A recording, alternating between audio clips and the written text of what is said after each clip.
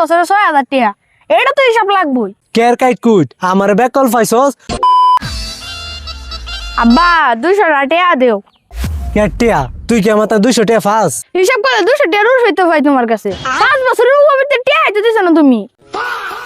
শালাই সাইল জান দিছে তুই যদি আমার পুত হস আমি তোর বাপ 5 বছরে 6,000 টাকা, এটা তো হিসাব লাগবই।